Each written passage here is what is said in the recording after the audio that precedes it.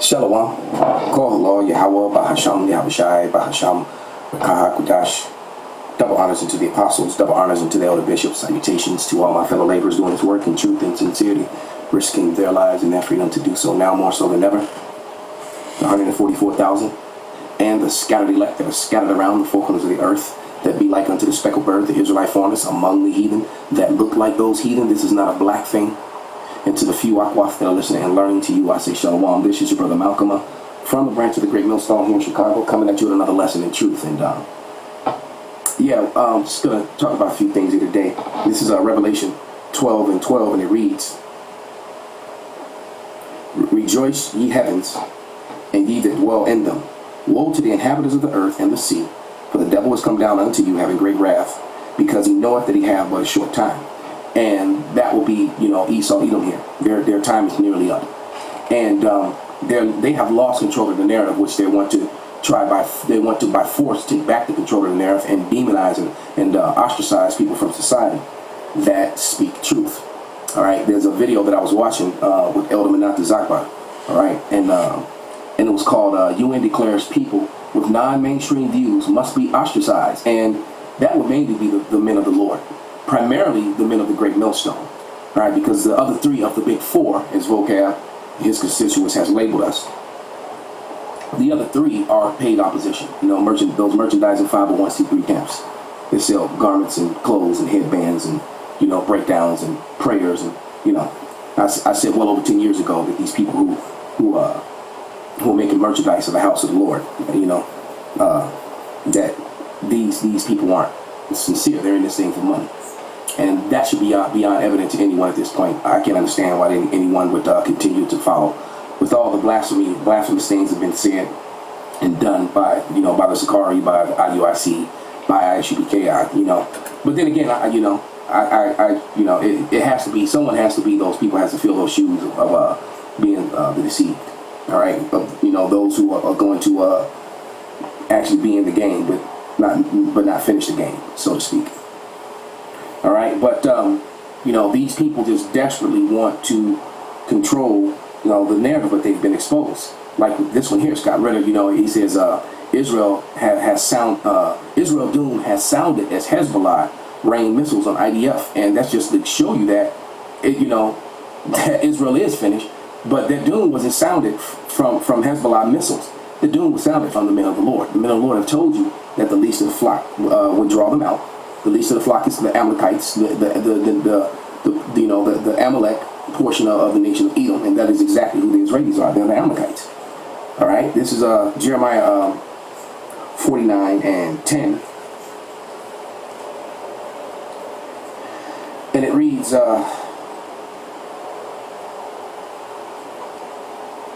But I have made Esau bare, I have uncovered his secret places, and he shall not be able to hide himself, for his seed is spoiled, and his brethren, and his neighbors, and he is not. Leave thy fatherless children, I will preserve them alive, and let their widows trust in me. For thus saith Yahweh, Behold, they whose judgment was not to drink the cup have surely drunken. And art thou he that shall altogether go unpunished? Thou shalt not go unpunished, but thou shalt surely drink of it. So, the evidence in the history is out of who controlled the slave trade, what people were involved in it. It's, that took the Israelites into slavery, and Amalek had a big role in that. Though they tried to get angry, when you bring out that history. And as far as covering up behind history, I have a great example here. Okay, this was a soundbite from what's his name, the comedian guy. I forget his name, the Nigerian dude, the swole dude. I think he's from Chicago, if I'm not mistaken. But he gives, he goes into the story about, about how the hockey was invented by so-called black people. Pretty much just as everything else. There's so many other things as far as inventions and technology and things of that nature. But without any further ado, let's play this. Was the only thing black in hockey. But guess what I got for you? Show us Colored Hockey League, please. We need to show this. It says here the Colored Hockey League was hockey's first organized league in 1895. 1895, black African Canadians created hockey. Show the photos, images. There's a book called Black Eyes that his white dude wrote. Yeah. And it's history that they hid in Canada. Black history. Black hockey players in the 1800s. And they never said shit. And it was in Nova Scotia. Nova Scotia. Now, Nova Scotia, after the war, they had Africaville. Africans, Canadians created an Africaville. They don't have it anymore. They got rid of, they pushed Africans out because, a lot of people come out of Nova Scotia. Now, the first black hockey player that went to the NHL, to the Boston Bruins, was from Nova Scotia. His name was Willie O'Ree. Okay. Show Willie O'Ree real quick. Willie O'Ree was the first black player in hockey from Nova Scotia. The same area that they discovered, black people discovered hockey, created hockey. Now, The Rock's father is from Nova Scotia. She thought that hockey, that the puck was black hockey. That's just an example of how they try to hide and cover up history and control the narrative, because some of the most racist events in modern history have been surrounded around hockey, and when so-called black players show up, because this guy and it's irritating, I can't think of his name right now, but because there's no such thing as black people, and Africa is named after a so-called white man named Scipio Africanus, all right, and then so-called white people who named themselves that, self-proclaimed, in 1681 in Virginia, they're the ones who decided to put the label black on you. And we broke it down 1,000 times, but we just can't stop. We have to keep telling you that the word black means ugly and nasty and unruly, untrustworthy, evil, dark. So when you call, you say black people, you can add any of those adjectives, any of those synonyms to it. Ugly people, wicked people, immoral people, untrustworthy.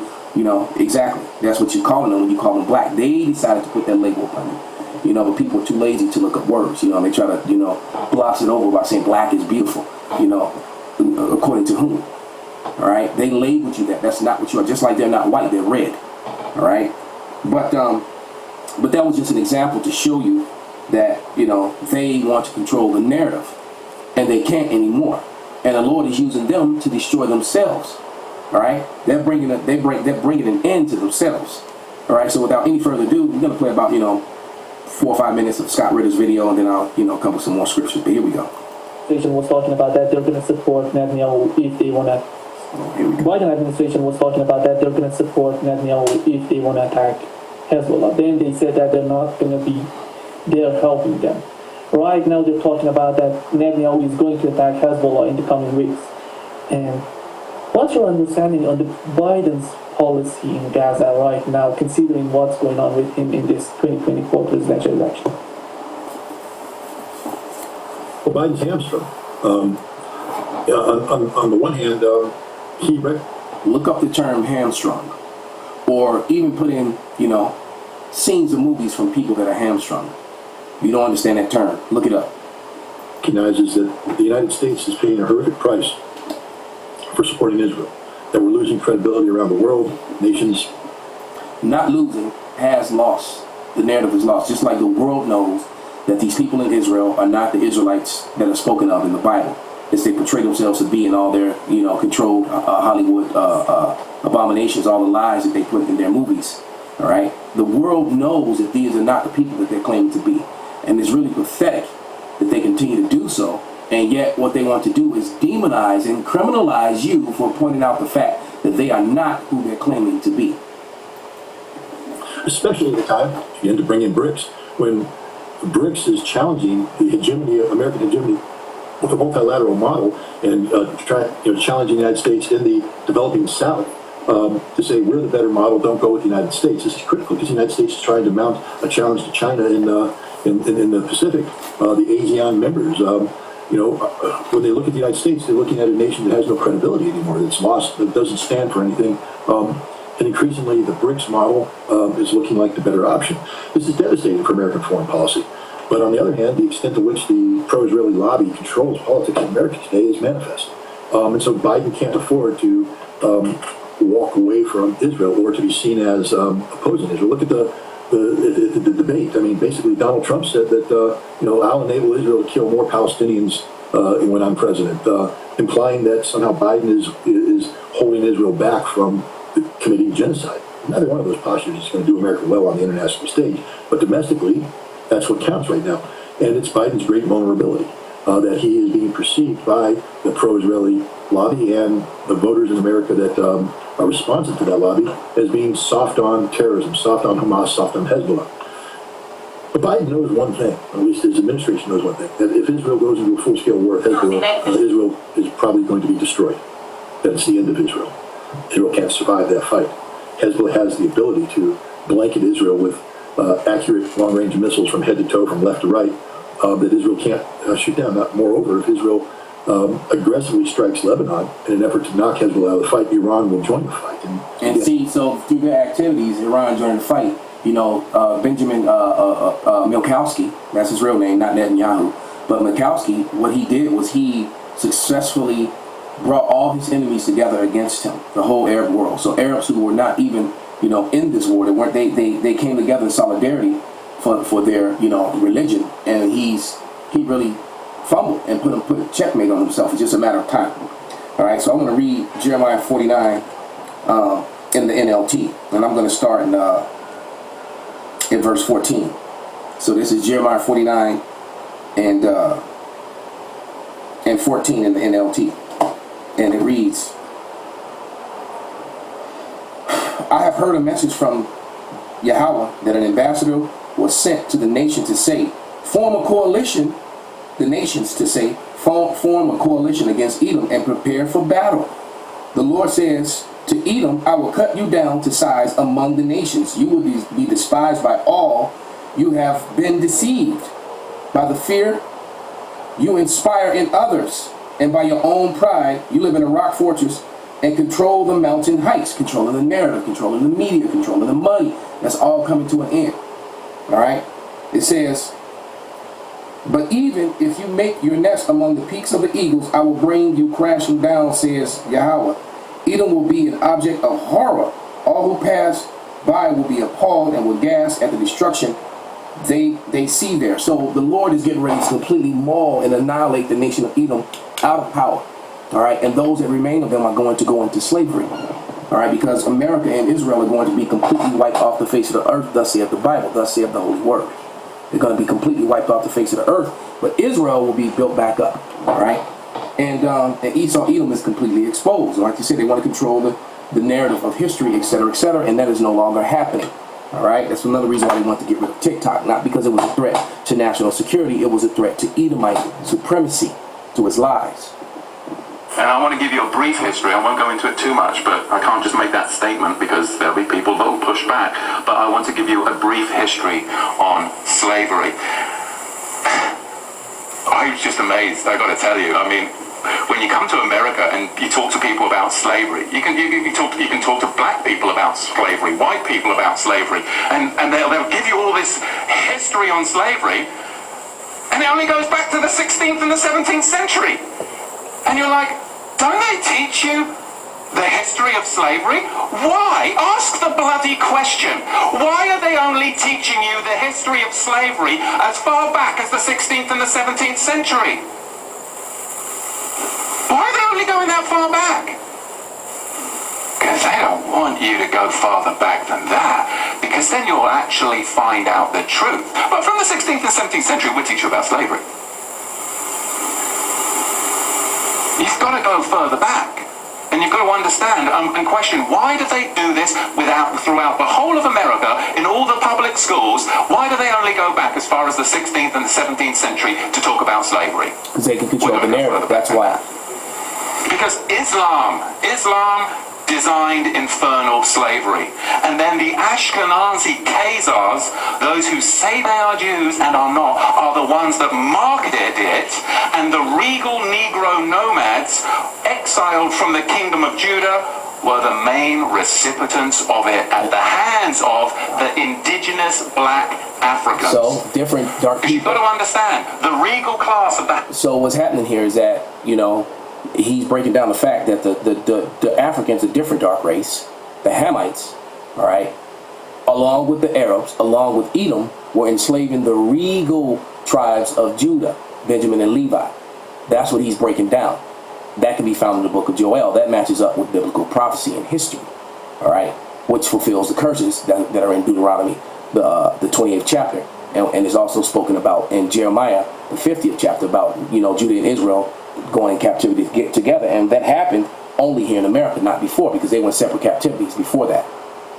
House of Judah came down from Israel, and they came into the land of the black Africans. And the black Africans resented the regal class of the house of Judah in their land because they had laws, they had customs, they had civility, and they were a regal class of Negro that came down into Africa. And later on, it was the Ashkenazi, the Islamic slave traders as well, that then worked together with the indigenous black Africans to enslave the regal house of Judah. This is what we've got to understand, but you've got to go back before the 16th century to understand the roots of it. So we're going to... So, that video is on and he goes into a lot of details, but you have to understand the slave trade that happened with the Arabs, prior, to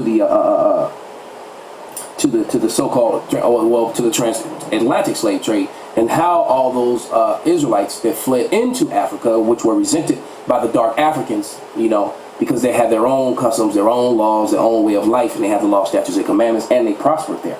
All right, and many of them during that time started following Islam, even though they were in captivity under them. But one thing that the people in Islam never tried to hide who they were. They never tried to hide Jacob's heritage from them. All right. Because some of them, because it's evident when you go throughout history, because when you go to like Portugal and Spain, where the Moors were ruling, the Moors were the Israelites, basically the ones who had, converted to Islam. And then you had the Moriscos, the Morenos, the secret Jews, and, and the Christians. But they knew who they were. In the captivity that happened in the most recent time, they hid they covered up Jake's heritage. And over time they lost it. That would be Jeremiah 17:4. They were cut off from their heritage. It's Jeremiah 17:4, and it reads, and this is in the NLT.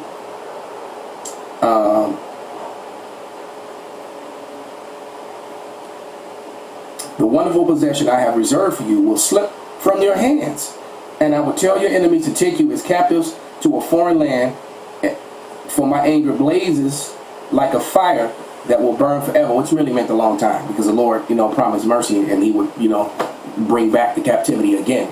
All right. So it's not, we're not just doomed to be on the bottom forever, and the fall of Edom right before our eyes, while we're in the midst of their rulership, there's evidence of it. But I'm gonna let this video just a little bit more play. As we dig into this, where this slavery came from, because it was really a system that was very, very well crafted. There was Islamic masters, and there were white Ashkenazi Khazar ship owners. There were the buyers. The good ship Jesus was owned by Ashkenazi Jew named Aaron Lopez. The Jewish people today, like Benjamin Milkowski, who's known as AKA Netanyahu. His forefathers controlled and ruled the slave trade. So how can you be, you can't be the victim, and the villain, and they're the villains. And as I refer to them as victim villains, they really commit these heinous acts all around the earth, or against the Arabs and against other people, and then they turn around through their own media and they play the victim. They have the right to defend themselves, over and over. That push that narrative over and over again. And people see through that lie. That's why the nations are banding together against them. And the sellers. And they're not going to fill you in on all of this, but really you've got a 4-tier system. Number one, you have the Negro nomads that were exiled from the kingdom of Judah. Number two, you had indigenous black African hunters that resented the regal Negro nomads that had come into their territory with their own customs, with their own laws that were different and would not assimilate into their tribal culture. They were their own tribe. They were the regal house of Judah. And number three, you had Islamic trappers that worked with the indigenous black Africans to trap the regal Negro house of Judah. And that's basically the history that's told in Joel. All right, and also if you remember the movie Roots, the original one, about the 44th minute, of that movie when Kunta Kinte was captured. And basically, that whole scene was scripturally sound with the alliance between Esau, you know, who was the fake Greeks, but you know, labeled as the Greek. Because remember, they started calling themselves that. The Hamite, all right, Ishmael, hunting, trading, and capturing the regal house of Judah out of the, you know, interiors of Western Africa. They showed you that right in the movie, fulfilling, you know, showing you that the scriptures is in Joel, the book of Joel, the 3rd chapter, I believe. All right, it's either the 2nd or 3rd chapter, but here we go. And then you had them sell them to the Ashkenazi ship merchants, along with many Portuguese and British Ashkenazi. You see, it's just like Al-Qaeda today. Or is it ISIS? Or is it ISIL? Or is it IS? I mean, right? Let's just change the name as much as possible to throw you all off so you really don't know what's going on. That's pretty much what they do. Let's keep switching the identity to hide the people. Why don't we just keep renaming you? Are you Negro? Oh, no, you're not Negro. No, you're colored. No, you're not colored.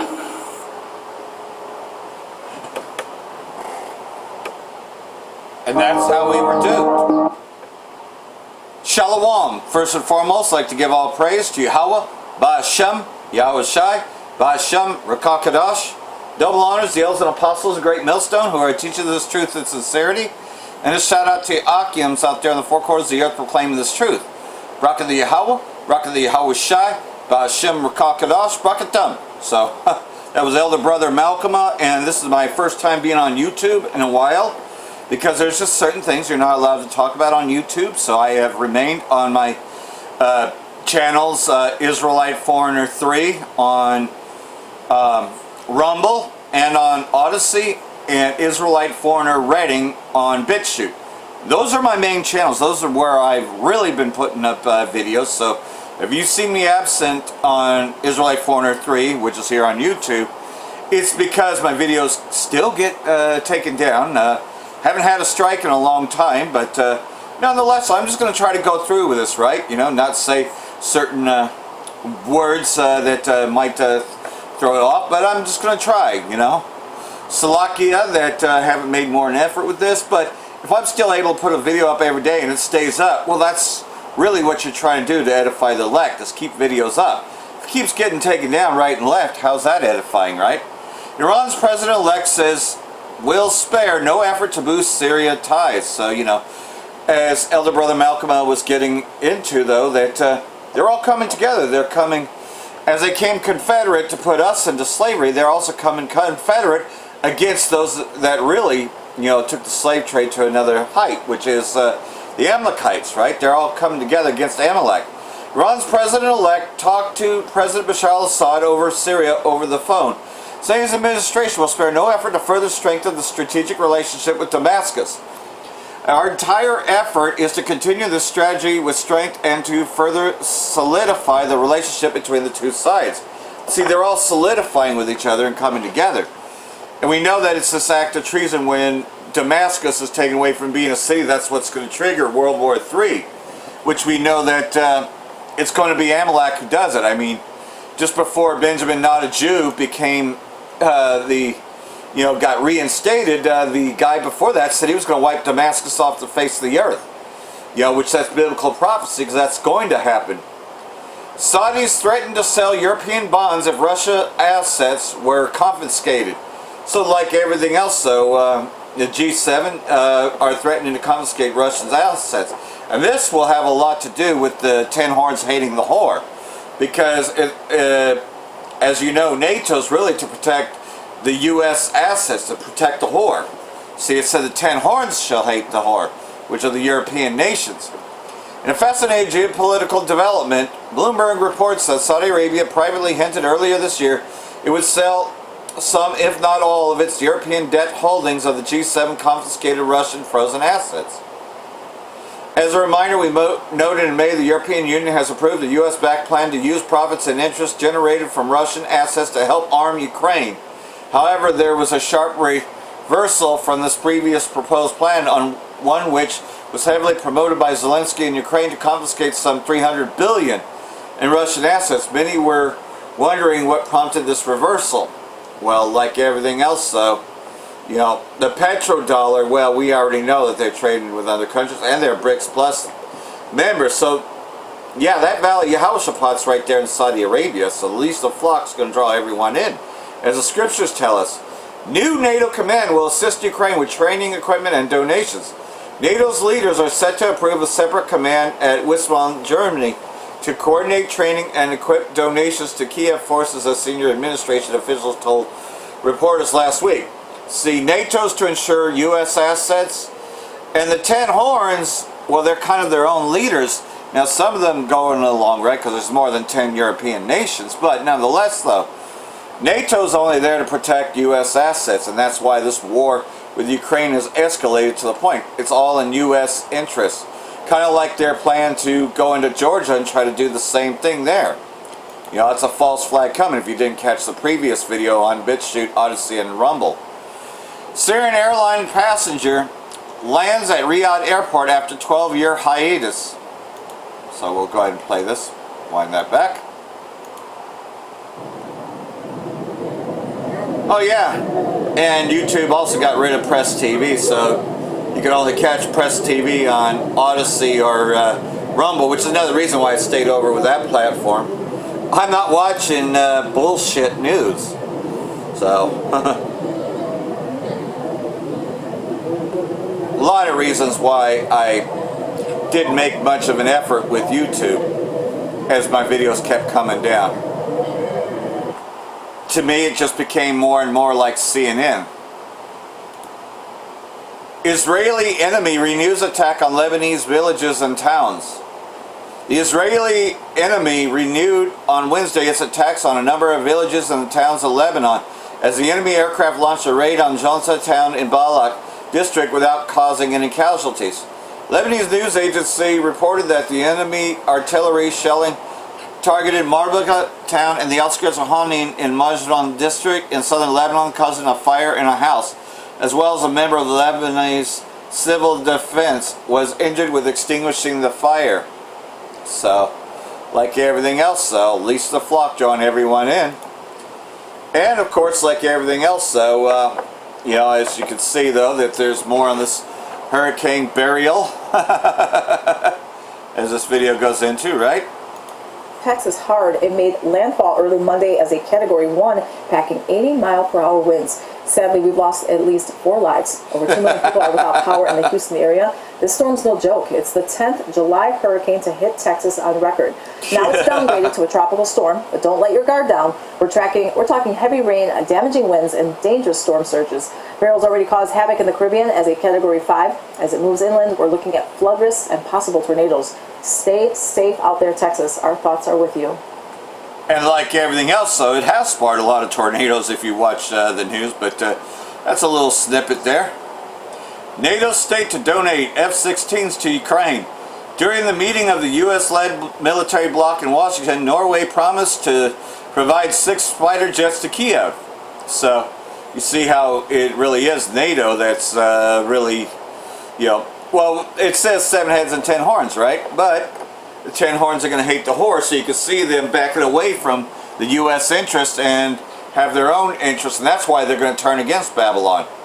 Norway pledged to donate 6 F-16 jets to Ukraine as the leaders of NATO countries, quote-unquote NATO, are gathered in Washington for the bloc's 75th summit, Reuters reported on Wednesday, citing the Norwegian government. Prime Minister reportedly stated the delivery of the jets will start as soon as this year. So, yeah, we'll see them. We'll see Russia blowing up more of those too. So much for a ceasefire, right? So much for an agreement. NATO preparing for protracted wars. Washington defense spending will remain high for years to come to counter Russia and China, a U.S. official has told weapon makers. The U.S. and its allies are planning to continue ramping up defense spending, which will ensure long-term demand for weapons, U.S. Deputy Defense Secretary told a gathering of arms manufacturers during NATO event on Tuesday. Speaking at the NATO summit, defense industry Forum, the official praised NATO members for boosting their military budgets since the initial flare-up of the Ukraine conflict in 2014. So, like everything else, though, well, we all know that the U.S. overthrew the government of Ukraine just to start a war there, just like they're going to try to do with Georgia. So, like everything else, though, this video kind of goes into the hegemony, brought to you by yours truly, Babylon the Great.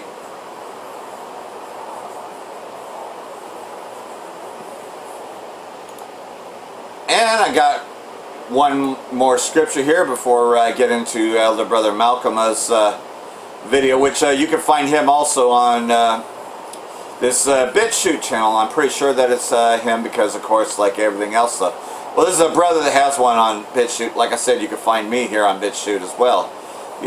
That's the main area there. But nonetheless, though, as long as I don't talk about certain things, I can try to get videos on YouTube. It's been a long time, but that's just because, I want my videos to stay up, and YouTube is very unsturdy, I'll use New King James Version, why not, right? But we're in them times now that the least of the flock will draw everyone in, so we'll go ahead and read it from this. Jeremiah chapter 49, verse 20. Therefore hear the counsel of the Most High that he has taken against Edom, and his purposes that he has purposed against the inhabitants of Teman, which are supposed to be the smart ones, right? Surely the least of the flock shall draw them out, talking about Amalek.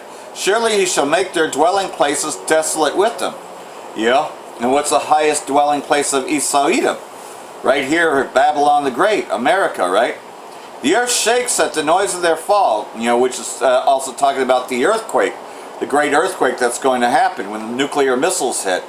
At the cry, its noise is heard at the Red Sea, because it's a huge explosion when 200,000 of them are fired.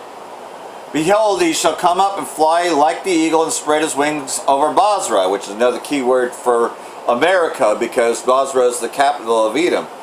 The heart of the mighty men of Edom in that day shall be like the heart of a woman in her pangs, in birth pangs. Against Damascus, Hamath and Arpad are shamed, for they have heard bad news. They are faint-hearted. There is trouble on the sea, it cannot be quiet. And that's because of this act against Damascus, meaning that the Israeli state took out Damascus. Damascus has grown feeble. She turns to flee, and fear is seized on her. Anguish and sorrows have taken her like a woman in labor. And that is by way of that nuclear destruction. Why is the city of praise not deserted, the city of my joy? Therefore her young men shall fall in her streets, and all the men of war shall be cut off in that day, saith the Lord of hosts. And the Lord of hosts is quite simply the weapons of his indignation. In this scripture it is, I will kindle a fire in the wall of Damascus, and it shall consume the palaces of Ben-Hadad, which, as you know, Ben-Hadad is another term for Syria itself, because Ben-Hadad was the king of Syria. So pretty much it will consume the palaces of Syria, which is going to be in the heart place of Damascus. So this is all coming not too distant from now. But there's one more thing that has to come to pass, and they are really pushing towards it. Cashless society, etc., the MOTB. Yeah, that's coming just right before this. So hopefully this has been edifying. Got one more here by Elder Brother Malcolm, which can be found on his BitChute channel as well, if you just want to play that separately. But I'm just going to go ahead and include it here, because this is dealing with a fact, So, for that I would say, Barak the Yahweh, Barak the Yahweh Shai, Ba'ashem Rakakadosh, Wa Abba Babal. Barakathum Jehovah Elect. Shalom.